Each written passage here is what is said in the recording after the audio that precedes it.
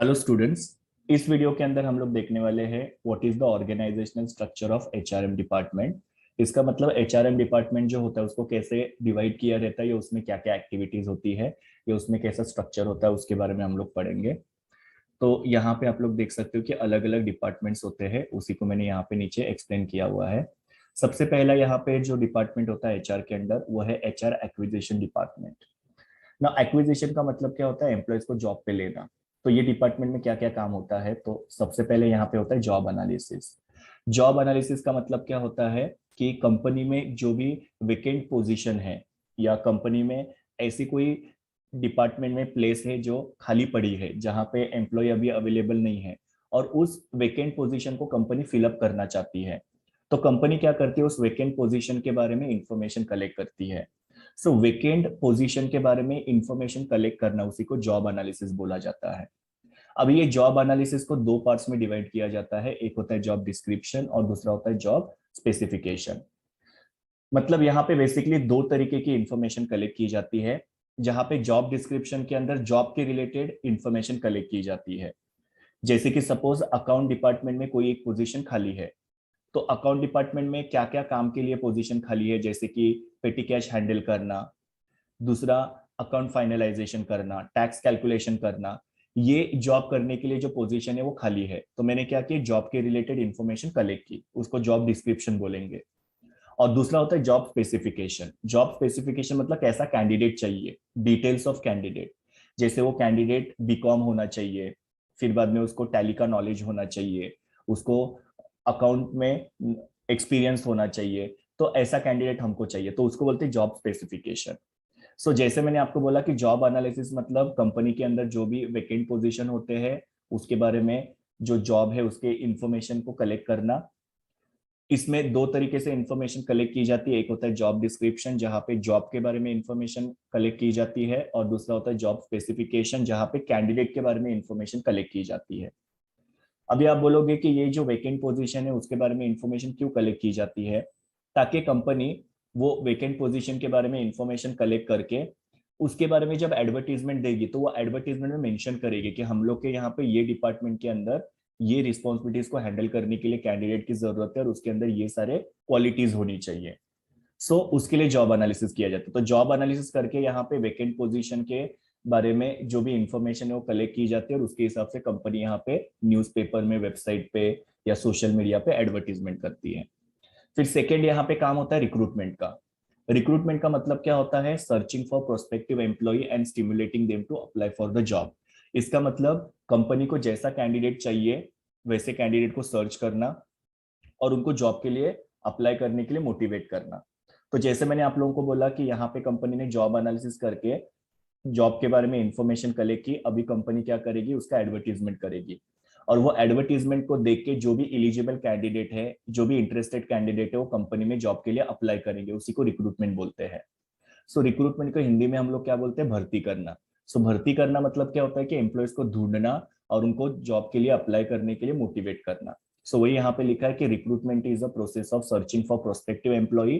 Prospective employee मतलब जो company में काम कर सकता है, और stimulating them to apply for the job, और उनको कंपनी में अप्लाई करने के लिए मोटिवेट करना। तो उसके लिए कंपनी क्या करती है, एडवर्टीजमेंट करती है, जिससे वो एडवर्टीजमेंट को देख के जो भी कैंडिडेट्स है जो इंटरेस्टेड है और एलिजिबल है वो कंपनी में अप्लाई करेंगे, और फिर कंपनी क्या कर सकती है, उसमें से बेस्ट कैंडिडेट को सिलेक्ट कर सकती है। रिक्रूटमेंट में आपको याद रखना है कि यहाँ पे कंपनी प्रोस्पेक्टिव कैंडिडेट को सर्च करती है और उनको जॉब के लिए अप्लाई करने के लिए मोटिवेट करती है। नेक्स्ट इसमें फंक्शन होता है सिलेक्शन। नाउ सिलेक्शन, जैसे मैंने आपको बोला कि कंपनी ने एडवर्टीजमेंट पब्लिश किया, लोगों ने एडवर्टीजमेंट को रिस्पॉन्स देके कंपनी में अप्लाई किया। अभी कंपनी क्या करेगी, वो कैंडिडेट के जो एप्लीकेशन है उसको स्क्रूटिनाइज करेगी। स्क्रूटिनाइज इसके लिए किया जाता है कि काफी बार क्या होता है, जो नॉन एलिजिबल कैंडिडेट्स होते हैं वो भी अप्लाई करते हैं, या कभी कभी एप्लीकेशन बराबर फिलअप नहीं किया रहता है, या डिटेल्स बराबर नहीं होती है। तो उस केस में कंपनी क्या करती है, उनके एप्लीकेशन रिजेक्ट करती है। तो कंपनी के पास जो भी एप्लीकेशंस आए, वो एप्लीकेशंस को कंपनी यहाँ पे स्क्रूटिनाइज करती है, और स्क्रूटिनाइज करने के बाद में जो भी एलिजिबल कैंडिडेट्स है उनकी एक कंपनी लिस्ट बनाती है, जिनको इंटरव्यू के लिए कंपनी बुला सकती है। इनएलिजिबल कैंडिडेट्स कौन होंगे, जिन्होंने प्रॉपर एप्लीकेशन नहीं भरा है, डिटेल्स बराबर नहीं है, या जिनका क्वालिफिकेशन मैच नहीं हो रहा है, एक्सपीरियंस मैच नहीं हो रहा है, ऐसे कैंडिडेट्स को कंपनी क्या करेगी, साइड बाय कर देगी।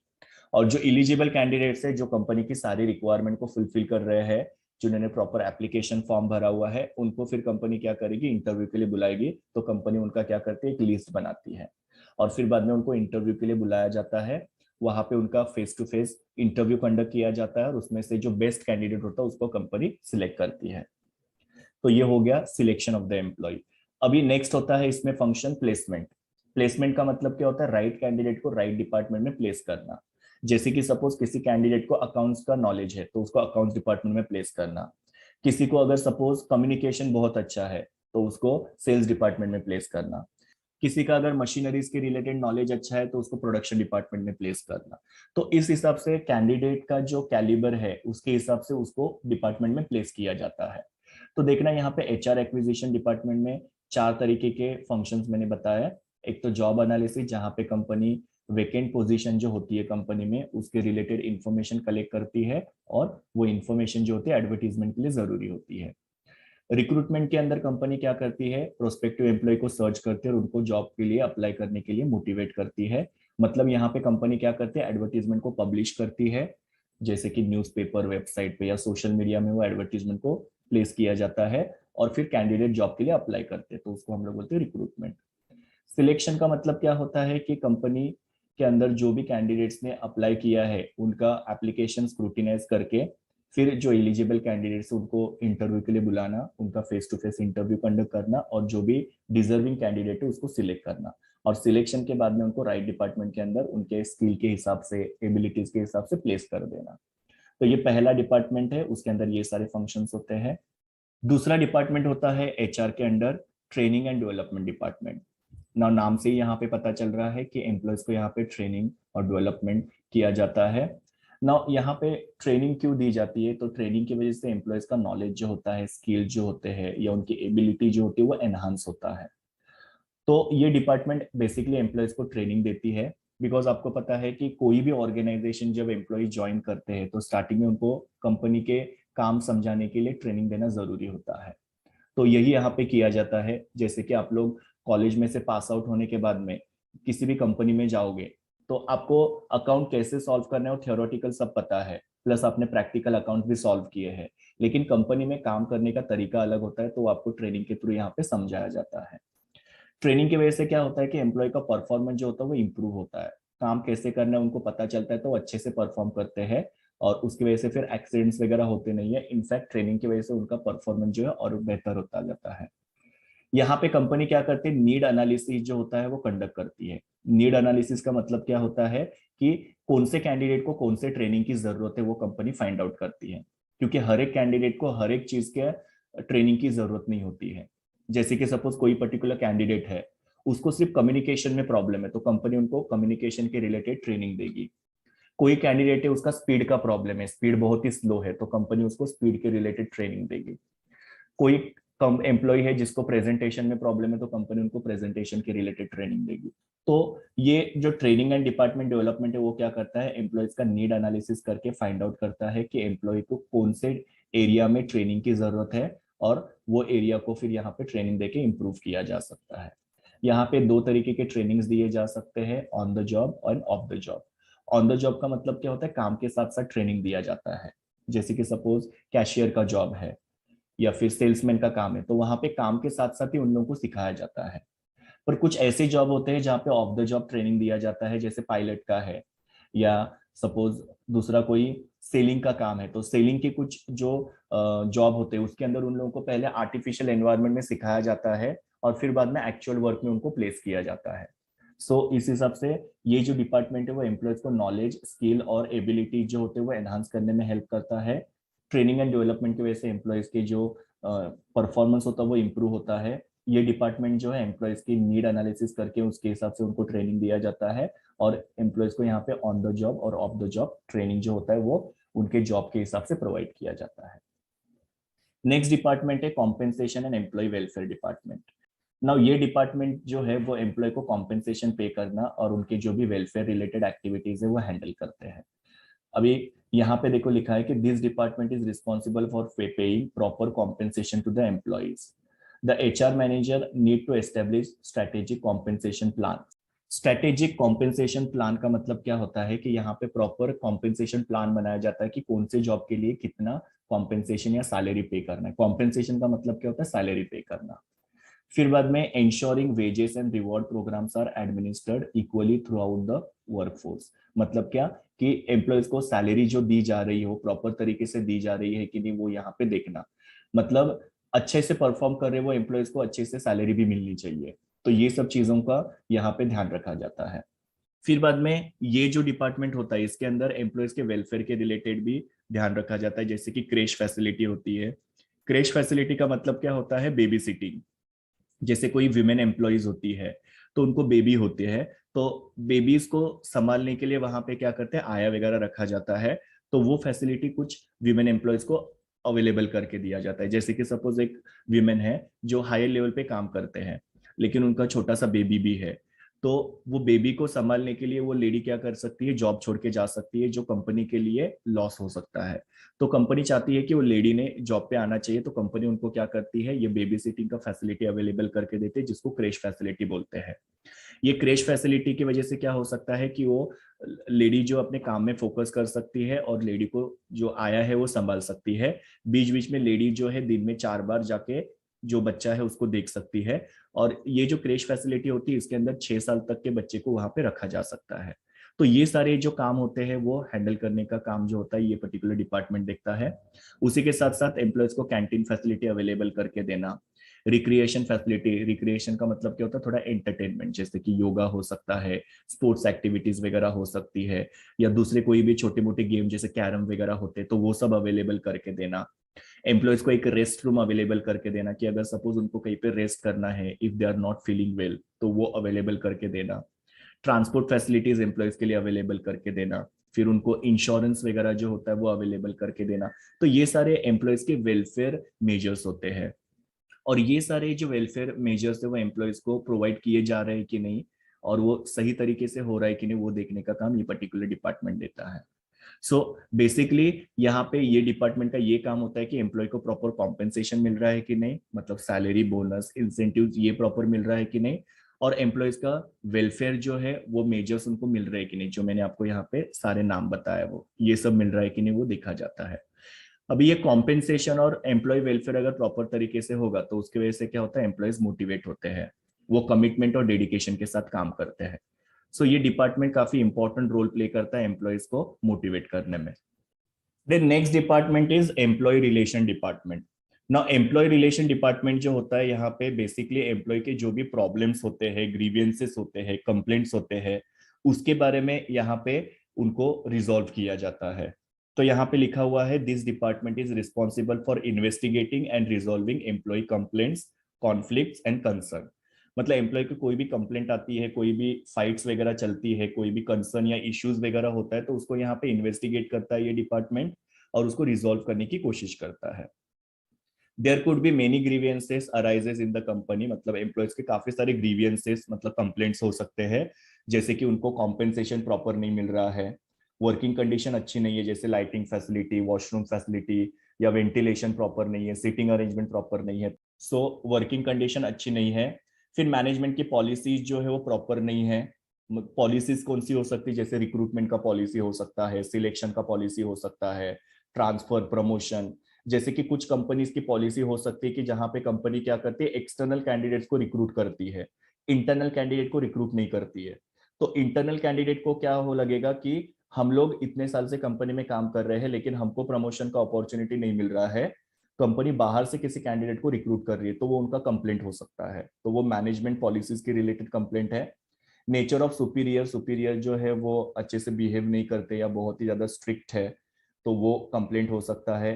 किसी एम्प्लॉय के अगेंस्ट डिसिप्लिनरी एक्शन ली है, जैसे कि उनकी सैलरी कट कर दी है, इनको अगर सपोज जॉब से निकाल दिया है, तो ये सारे जो एम्प्लॉयज के रिलेटेड कंसर्न्स या कॉन्फ्लिक्ट्स या कंप्लेंट्स होते हैं वो ये पर्टिकुलर डिपार्टमेंट के अंदर रिजॉल्व किया जाता है। सो यहाँ पे एग्जांपल दिया है, an employee is not satisfied with the performance appraisal result and ask for its revision. मतलब एक एम्प्लॉय है जिसको परफॉर्मेंस अप्रेजल जो उसका किया है उससे सेटिस्फाइड नहीं है। मतलब परफॉर्मेंस अप्रेजल रिपोर्ट के अंदर लिखा है कि ये एम्प्लॉय का परफॉर्मेंस जो है वो इतना अच्छा नहीं है जिससे एम्प्लॉय सेटिस्फाइड नहीं है। तो एम्प्लॉय उस केस में क्या कर सकते हैं, उसको रिवाइज करने के लिए रिक्वेस्ट कर सकते हैं ये डिपार्टमेंट के पास जाके। रिवाइज करना मतलब क्या, वापस से परफॉर्मेंस अप्रेजल करे, ऐसा रिक्वेस्ट यहाँ पे वो लेटर लिख के कर सकते हैं। If this kind of circumstances happen, the HR department need to research on this issue and resolve the problem at earliest. अगर ऐसे कोई प्रॉब्लम्स होते हैं तो उनको सॉल्व करना काफी जरूरी होता है, नहीं तो फिर ये प्रॉब्लम जो होते हैं वो बढ़ते जाते हैं। सो बेसिकली ये डिपार्टमेंट जो है वो एम्प्लॉयज के जो भी कॉन्फ्लिक्ट्स या जो भी कंप्लेंट्स होते हैं उसको रिजॉल्व करते हैं टाइमली, ताकि एम्प्लॉयज जो है वो डिससेटिस्फाइड नहीं हो या एम्प्लॉय जो है कोई मेजर स्टेप न ले और उसकी वजह से कंपनी को प्रॉब्लम ना हो। नेक्स्ट है वर्कफोर्स सेफ्टी डिपार्टमेंट। अभी एम्प्लॉयज कंपनी में काम करते हैं तो उनकी सेफ्टी जो होती है वो भी काफी जरूरी होता है। अभी किस तरीके से एम्प्लॉय का सेफ्टी का ध्यान यहाँ पे इस पर्टिकुलर डिपार्टमेंट में रखा जाता है उसके बारे में देखते हैं। यहाँ पे लिखा है a safe and healthy work environment is a basic right of every employee. हर एक एम्प्लॉय को हेल्दी वर्किंग एनवायरनमेंट मिलना चाहिए, उनका अधिकार है। और उनका जो वर्क प्लेस है वो कैसा होना चाहिए, सेफ होना चाहिए, कोई भी एक्सीडेंट्स या कोई भी एम्प्लॉय को हेल्थ रिलेटेड प्रॉब्लम जो वर्क प्लेस पे नहीं होना चाहिए। This department needs to ensure that every employee working in a safe environment. मतलब हर एक एम्प्लॉय जो एकदम सेफ एनवायरनमेंट में काम कर रहा है, किसी के भी लाइफ को या हेल्थ को कोई भी रिस्क नहीं होना चाहिए। It is their obligation to research and develop the safety policy for the company that is in the compliance with the state and federal laws and regulation. अभी देखना, हर एक कंपनी के लिए गवर्नमेंट ने कुछ रूल्स एंड रेगुलेशंस बनाए हैं, कुछ लॉ बनाए हैं कि एम्प्लॉय के सेफ्टी के लिए आप लोगों को ये सब चीजें करनी है। फॉर एग्जांपल, कंपनी के अंदर एक फर्स्ट एड होना ही चाहिए, या फिर कंपनी के अंदर एक फायर एक्सटिंग्विशर होना चाहिए। तो ये सारा लॉ है, रेगुलेशंस है। तो ये सब लॉ फॉलो किए जा रहे हैं कि नहीं, वो सब देखने का काम यहाँ पे देखा जाता है। अगर सपोज कंपनी के अंदर कोई फर्स्ट एड नहीं है या खत्म हो चुका है, फायर एक्सटिंग्विशर जो है उसका जो एक्सपायरी है वो खत्म हो चुका है, तो वो सब चीजें को ऊपर ध्यान रखना और वो सब चीजों को अपडेट करना जो होता है ये डिपार्टमेंट देखता है। They need to identify unsafe condition and make the clear notice on the potential dangerous matter such as dangerous equipment, chemical drugs, radioactive substances, etc. Company में कौन से डेंजरस चीजें हैं, कौन सी अनसेफ कंडीशन है, उसके बारे में उन लोगों ने फाइंड आउट करना चाहिए और एम्प्लॉय को उसके बारे में अवेयर करना चाहिए, ताकि एम्प्लॉय जो उससे थोड़ा सा संभल के काम करेंगे। जैसे कोई केमिकल ड्रग है या कोई इक्विपमेंट है जो थोड़ा डेंजरस है, तो एम्प्लॉय को उसके बारे में नॉलेज देना बहुत जरूरी है, जिसकी वजह से एम्प्लॉय सेफ एनवायरनमेंट में काम कर पाएंगे। उसके बाद में it is the duty and the responsibility of every organisation to provide appropriate health and safety measures to employees such as medical checkup, first aid training, fire drill, structural audit, maintenance check, seminar and workshop on the health and hygiene and so on. मतलब ये सारे जो चीजें हैं वो employees के लिए available करके देना, ये डिपार्टमेंट का रिस्पॉन्सिबिलिटी होता है। क्या क्या बताया मैंने यहाँ पे, एम्प्लॉयज का time to time medical checkup करवाना, उसका रिकॉर्ड मेंटेन करके रखना। फिर बाद में एम्प्लॉय को फर्स्ट एड के बारे में ट्रेनिंग देना कि अगर सपोज एम्प्लॉय को कोई इंजुरी होता है तो फर्स्ट एड कैसे ऑपरेट करना है वो उनको बताना। फिर बाद में फायर ड्रिल, मतलब अगर सपोज कंपनी में कुछ आग वगैरह लगती है तो किस तरीके से उसको हैंडल करना है, फायर एक्सटिंग्विशर कैसे यूज करना है, या वो जो फायर ड्रिल होता है, वो पाइप होता है, वो पाइप को कैसे हैंडल करना है और वो आग को बुझाने की कोशिश करना है, वो उनको वहां पे सिखाया जाता है या उसके बारे में उनको नॉलेज दिया जाता है। जो और कंपनी होता है उसका जो स्ट्रक्चर होता है, मतलब सारे दीवारें वगैरह प्रॉपर है कि नहीं, छत वगैरह प्रॉपर है कि नहीं, फ्लोर वगैरह प्रॉपर है कि नहीं, उसका पूरा स्ट्रक्चरल ऑडिट किया जाता है। बिकॉज आप लोग देखते हो कि काफी सारे ऐसे इंडस्ट्रियल स्टेट होते हैं जहाँ पे बहुत सारे इंडस्ट्रीज जो होते हैं कोलैप्स वगैरह हो जाते हैं, जिसके अंदर बहुत सारे एम्प्लॉयज की जान जा सकती है। तो स्ट्रक्चरल ऑडिट बराबर हो रहा है कि नहीं, स्ट्रक्चरल ऑडिट मतलब आपकी जो इंडस्ट्री है वो मजबूत है कि नहीं, उसका ऑडिट किया जाता है। मेंटेनेंस चेकअप किया जाता है कि जैसे मशीन वगैरह टाइम टू टाइम मेंटेन किया है कि नहीं, सीढ़ियां वगैरह प्रॉपर मेंटेन है कि नहीं, या दीवारें वगैरह टूटी है तो उसको मेंटेन किया है कि नहीं। बिकॉज ये सब चीजों में एक्सीडेंट होने के चांसेस बहुत ज्यादा हो सकते हैं। जैसे मशीन खराब है तो मशीन को अगर मेंटेन नहीं किया, रिपेयर नहीं किया, तो उसकी वजह से एक्सीडेंट्स वगैरह हो सकते हैं। देन वर्कर्स के लिए सेमिनार्स और वर्कशॉप्स अरेंज करना जो हेल्थ और हाइजीन के रिलेटेड होंगे, मतलब जहाँ पे एम्प्लॉयज को बताया जा सकता है कि वो लोग अब कैसे न्यूट्रिशियस फूड खा सकते हैं, कैसे उनकी हेल्थ अच्छी रखी जा सकती है, उसके बारे में थोड़े से सेमिनार और वर्कशॉप्स अरेंज करेंगे तो एम्प्लॉयज में हेल्थ और हाइजीन के रिलेटेड अवेयरनेस बढ़ेगा। तो ये सारे काम जो होते हैं यहाँ पे वर्कफोर्स सेफ्टी डिपार्टमेंट के द्वारा हैंडल किया जाता है। उसके बाद में है career planning and development department. अभी ये डिपार्टमेंट जो है एम्प्लॉय के करियर के रिलेटेड जो भी एक्टिविटीज होती है उसको हैंडल करता है। ये डिपार्टमेंट में देखो क्या क्या होता है। सबसे पहले परफॉर्मेंस अप्रेजल होता है। परफॉर्मेंस अप्रेजल का मतलब क्या होता है, यहाँ पे एम्प्लॉयज के जॉब के रिलेटेड जो भी उसके स्ट्रेंथ और वीकनेसेस है उसका सिस्टमेटिक डिस्क्रिप्शन किया जाता है। इसका मतलब क्या होता है कि एक सुपीरियर होता है, वो सुपीरियर क्या करते हैं, एम्प्लॉय के परफॉर्मेंस को इवेल्युएट करते हैं। जैसे उनको कोई टास्क दिया जाएगा और वो टास्क उन्होंने कैसे परफॉर्म किया उसका पूरा एक डिस्क्रिप्शन लिखा जाता है। डिस्क्रिप्शन मतलब डिटेल लिखे जाते हैं। या वो जो सुपीरियर होते हैं वो क्या करते हैं, एम्प्लॉय को एक महीने के लिए ऑब्जर्व करते हैं कि वो कैसे काम कर रहे हैं वगैरह। तो वो सब चीजों को डिस्क्राइब करके फिर बाद में उसमें से पता चलता है कि एम्प्लॉय की जॉब के रिलेटेड स्ट्रेंथ क्या है और वीकनेस क्या है। जैसे कि सपोज एक सुपीरियर है जो एम्प्लॉय का परफॉर्मेंस अप्रेजल कर रहे हैं, जहां पे वो नोट डाउन करेंगे कि एम्प्लॉय की स्ट्रेंथ क्या क्या है। जैसे कि उसका काम का स्पीड काफी अच्छा है, बिहेवियर काफी अच्छा है, कम्युनिकेशन स्किल काफी अच्छा है, तो ये उसके स्ट्रेंथ हो गए। वीकनेस में उसका पंक्चुअलिटी का थोड़ा सा प्रॉब्लम है, फिर बाद में उसका एटीट्यूड इतना ज्यादा ठीक नहीं है, पॉजिटिव नहीं है, नेगेटिव सोचते हैं। तो इस तरीके से यहाँ पे क्या किया जाता है, एम्प्लॉय का परफॉर्मेंस अप्रेज किया जाता है। अप्रेज का मतलब होता है इवेल्युएट किया जाता है। और परफॉर्मेंस चेक करके उसका डिस्क्रिप्शन किया जाता है कि एम्प्लॉय के अंदर क्या क्या जॉब के रिलेटेड स्ट्रेंथ है और क्या क्या वीकनेस है। जैसे मैंने आपको बोला कि उसका पंक्चुअलिटी का प्रॉब्लम है तो वो उसका वीकनेस है, तो वो सुपीरियर नोट डाउन करेगा। लेकिन उसका काम का स्पीड बहुत अच्छा है तो वो उसका स्ट्रेंथ है, तो उसको वहां पे नोट डाउन किया जाएगा। सो परफॉर्मेंस अप्रेजल में ये लोग क्या करते हैं, एम्प्लॉय का परफॉर्मेंस चेक करके उसमें क्या क्या स्ट्रेंथ है क्या क्या वीकनेसेस है उसको डिस्क्राइब किया जाता है। अभी ये परफॉर्मेंस अप्रेजल जो होता है इसका क्या यूज होता है, तो इसका एक रिपोर्ट बनाया जाता है और ये रिपोर्ट के बेसिस पे एम्प्लॉय को कितना इंक्रीमेंट देना है, प्रमोशन देना है कि नहीं, ट्रेनिंग की जरूरत है क्या, या उनको जॉब से निकालना पड़ेगा, ये सब डिसीजन जो होते हैं वो परफॉर्मेंस अप्रेजल के रिपोर्ट के ऊपर डिपेंड करता है। तो ये career planning and development department जो होता है वो एम्प्लॉय का परफॉर्मेंस जो होता है वो चेक करते हैं। और जो एम्प्लॉय अच्छे से परफॉर्म करते हैं कंटिन्यूअसली, उनको यहाँ पे फिर क्या किया जाता है, प्रमोशंस वगैरह दिए जाते हैं या फिर उनको इंक्रीमेंट्स दिए जाते हैं। और अगर सपोज कोई एम्प्लॉय अच्छे से परफॉर्म नहीं करेंगे तो उनको फिर बाद में वार्निंग दिया जाता है, उनको ट्रेनिंग दिया जाता है जहां जहां वीकनेस है उसको इम्प्रूव करने के लिए। और अगर सपोज कंटिन्यूअसली उनका परफॉर्मेंस जो है वो काफी पुअर होते जा रहा है तो उनको फिर जॉब से निकाला जा सकता है। सो बेसिकली परफॉर्मेंस अप्रेजल जो होता है उसकी वजह से जो एम्प्लॉय अच्छे से परफॉर्म करते हैं उनको प्रमोशंस वगैरह इंक्रीमेंट वगैरह मिलता है, मतलब उनका करियर का डेवलपमेंट होता है।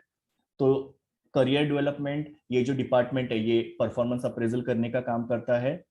फिर बाद में प्रमोशंस, ये प्रमोशन का मतलब क्या होता है, vertical movement of the employee with higher pay and position. मतलब यहाँ पे एम्प्लॉय का क्या होता है, वर्टिकल मूवमेंट होता है, ऊपर की तरफ मूवमेंट होता है, जहां पे एम्प्लॉय लोअर लेवल के काम से अपर लेवल के काम पे उसको प्रमोट किया जाता है, इसके लिए उसको वर्टिकल मूवमेंट बोला जाता है। और फिर प्रमोशन के टाइम पे आपको पता है एम्प्लॉय का पे भी बढ़ जाता है, उसका पोजीशन या स्टेटस भी बढ़ जाता है। जब एम्प्लॉयज अच्छे से परफॉर्म करते हैं कंटिन्यूअस बेसिस पे तो ऐसे एम्प्लॉयज को यहाँ पे फिर क्या किया जाता है, हायर लेवल पे प्रमोट किया जाता है। Career planning and development department जो होता है वो एम्प्लॉयज के प्रमोशंस का जो काम होता है वो भी हैंडल करते हैं। Then career development, now career development का मतलब क्या होता है कि यहाँ पे एम्प्लॉयज के करियर्स को डेवलप करना। अभी करियर डेवलपमेंट करने के लिए अलग अलग चीजों की जरूरत होती है, जैसे कि एम्प्लॉयज को ट्रेनिंग देना, उनको मोटिवेट करना, काउंसलिंग करना। काउंसलिंग मतलब उनको कोई प्रॉब्लम है, कोई काम नहीं आ रहा है तो उसके बारे में उनको काउंसलिंग देना, उनको चैलेंजिंग काम देना। ये सब चीजों की वजह से क्या होता है, एम्प्लॉय का करियर जो होता है वो डेवलप होता है। यहाँ पे एम्प्लॉय को करियर डेवलपमेंट की अपॉर्चुनिटीज दी जाती है और करियर डेवलपमेंट अपॉर्चुनिटी देने की वजह से एम्प्लॉय जो होते हैं उसका ग्रोथ होता है। इस तरीके से ये career planning and development department जो होता है वो एम्प्लॉय का परफॉर्मेंस अप्रेजल करते हैं, उनको टाइम टू टाइम प्रमोशन देते हैं, उनको करियर डेवलपमेंट की अपॉर्चुनिटीज उनको देते हैं ताकि एम्प्लॉय जो करियर में ग्रो कर पाए। And the last department is labour law compliance. Labour law compliance का मतलब क्या होता है कि काफी सारे लॉ या काफी सारे कानून जो है यहाँ पे एम्प्लॉयज के लिए बनाए हैं और ये कानून जो है वो कंपनीज को फॉलो करना पड़ता है। ये कौन से कानून है ये हम लोग थर्ड मॉड्यूल के अंदर पढ़ने वाले हैं। यहाँ पे मैं सिर्फ आपको नाम बताता हूँ। जैसे कि यहाँ पे अलग अलग लेबर लॉ होते हैं, जैसे इंडस्ट्रियल डिस्प्यूट एक्ट है, फैक्ट्री एक्ट है, सोशल सिक्योरिटी एक्ट है, prevention of sexual harassment act है, पेमेंट ऑफ ग्रेचुइटी एक्ट है, वर्कमैन कॉम्पेंसेशन एक्ट। ये सारे जो एक्ट होते हैं इसके अंदर बहुत सारी चीजें होती है। जैसे कि एक एग्जांपल लेते हैं कि prevention of sexual harassment act के हिसाब से जो भी कंपनी में 10 या 10 से ज्यादा एम्प्लॉयज है वहां पे एक इंटरनल कंप्लेंट कमिटी होना बहुत जरूरी है। फिर बाद में एम्प्लॉय जब रिटायर्ड होते हैं तो उनको ग्रेचुटी मिलना चाहिए, फिर वो कितना ग्रेचुटी मिलना चाहिए, वो उसका कैलकुलेशन कैसे किया जाता है, तो वो सब एक्ट के अंदर लिखा हुआ है। और ये एक्ट को कंपनी ने फॉलो करना चाहिए। ये एक्ट जो होते हैं वो एम्प्लॉयज के बेनिफिट के लिए होते हैं। ये एक्ट की वजह से एम्प्लॉयज को एक प्रोटेक्शन मिलता है, उनको सुविधाएं मिलती है। अगर ये एक्ट नहीं होते तो एम्प्लॉयज का एक्सप्लॉयटेशन होता। तो ये काफी सारे लॉज है, काफी सारे एक्ट्स है जो यहाँ पे एम्प्लॉयज के बेनिफिट के लिए बनाया है। और कंपनीज ने ये लॉज को फॉलो करना बहुत जरूरी है। अगर कोई कंपनी ये लॉज को फॉलो नहीं करती है तो उस हिसाब से कंपनी को फिर पेनल्टी लग सकती है और कंपनी के अगेंस्ट एक्शन लिया जा सकता है। तो ये पर्टिकुलर डिपार्टमेंट जो है वो ये सारे लॉज जो है कंपनी फुलफिल कर रही है कि नहीं वो सब देखने का काम करते हैं। तो इस तरीके से मैंने आप लोगों को बताया कि यहाँ पे एचआर डिपार्टमेंट के अंदर कौन से अलग अलग एक्टिविटीज होती है और हर एक एक्टिविटी जो होती है उसके अंदर कैसे काम को मैनेज किया जाता है। Thank you students, we will meet in the next video.